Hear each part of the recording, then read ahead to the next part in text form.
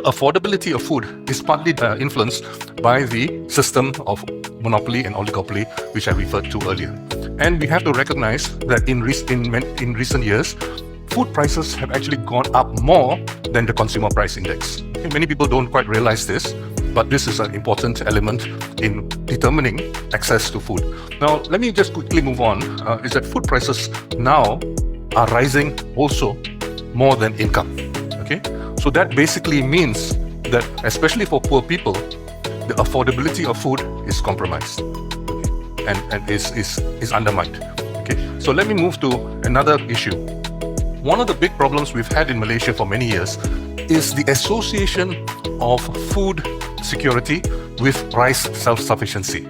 This is an error, and not, well, I shouldn't describe it as an error. It's a misassociation which begins from the colonial period.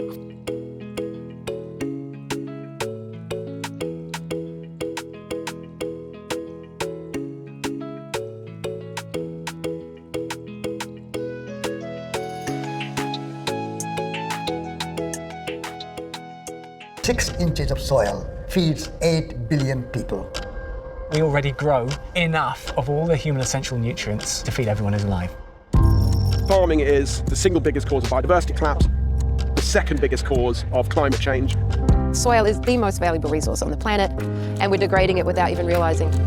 We have come to believe that money is more important than soil. That idea has to change. Regenerative agriculture is farming that we're producing food, but also farming in harmony with nature. You're working with nature, not against it. The more people see it, the more that they realise that it works. Having a regenerative agro-ecological system, that is surely the solution. Soils are absolutely phenomenal in the amount of carbon they can store. What we absolutely need now is urgent action from the government. Until you deal with 9 retailers who have 94.5% of food sales in Britain, you're not going to have a level playing field. Consumers have a choice. They can decide to buy cheap meat from industrial farms, or they can find farmers that really value animal welfare and the environment that we're farming in. Dad started regen farming for the future generations to come, and that was the most selfless act he could have done. The people who are doing this are making big sacrifices. I think the potential is absolutely huge here. These farms really can change the world. It's all about the soil, isn't it, really? Yeah, definitely. Yeah. In a time of multiple converging and complex crises, a rising generation of change makers are reclaiming connections to ancestral wisdoms and critical skills needed to feed, heal, and nurture their communities. There is another place that you will get minerals in this proportion, and it's dark green, leafy vegetables. Every day we should have them. I had a huge feed this morning because I knew I'm going to be flying this afternoon.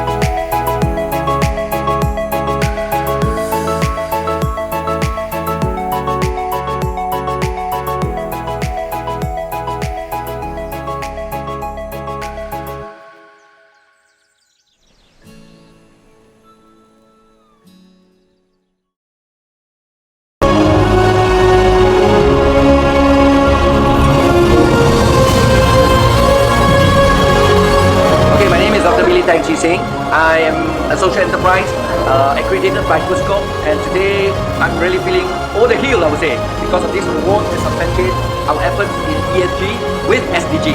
We have 3 world first innovation that we are making safe and nutritious food, combating food insecurity and nutrition, especially for those who cannot access to nutritious food for their human health. So we want the world to know that our disabled community, given equal opportunity, we can contribute to nation building. Congratulations to PWD, Smart Farm Ability.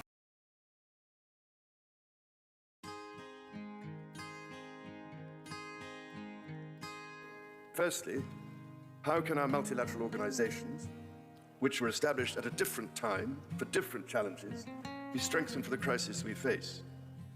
How can we bring together our public, private, philanthropic and NGO sectors ever more effectively so that they all play their part in delivering climate action, each complementing the unique strengths of the others?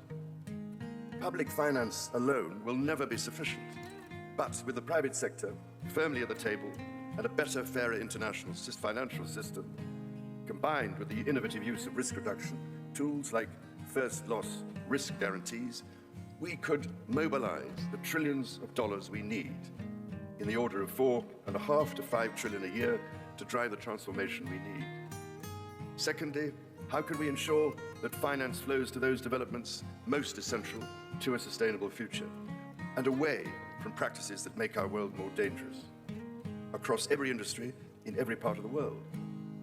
I have, for instance, been heartened by some of the steps taken by parts of the insurance sector, which plays such a vital role in incentivizing more sustainable approaches and providing an invaluable source of investment to reduce the risks we face. Thirdly, how can we accelerate innovation and the deployment of renewable energy, of clean technology and other green alternatives to move decisively towards investment in this vital transition across all industries? For instance, how can we increase investments in regenerative agriculture, which can be a nature-positive carbon sink? What incentives are necessary? And how can those which have a perverse impact be eliminated with all due speed? Fourthly, how can we bring together different solutions and initiatives to ensure coherent, long-term approaches across sectors, countries, and industries? For virtually every artificial source of greenhouse gas emissions, there are alternatives or mitigations which can be put in place. That is why it is encouraging to see industry transition plans being developed both nationally and globally, which will help each sector of our global economy onto practical pathways to a zero-carbon, nature-positive future. And, ladies and gentlemen, fifthly, how can we forge an ambitious new vision for the next 100 years? How can we draw on the extraordinary ingenuity of our societies, the ideas, knowledge, and energy of our young people, our artists, our engineers, our communicators, and importantly, our indigenous peoples, to imagine a sustainable future for people everywhere, a future that is in harmony with nature, not set against her. Ladies and gentlemen, in your hands is an unmissable opportunity to keep our common hope alive. I can only urge you to meet it with ambition, imagination, and a true sense of the emergency we face, and together with a commitment to the practical action upon which our shared future depends. After all, ladies and gentlemen, in 2050, our grandchildren won't be asking what we said. They will be living with the consequences of what we did or didn't do. So if we act together to safeguard our precious planet, the welfare of all our people will surely follow. And we need to remember, too, that the indigenous worldview teaches us that we are all connected, not only as human beings, but with all living things and all that sustains life. As part of this grand and sacred system, harmony with nature must be maintained. The earth does not belong to us. We belong to the earth.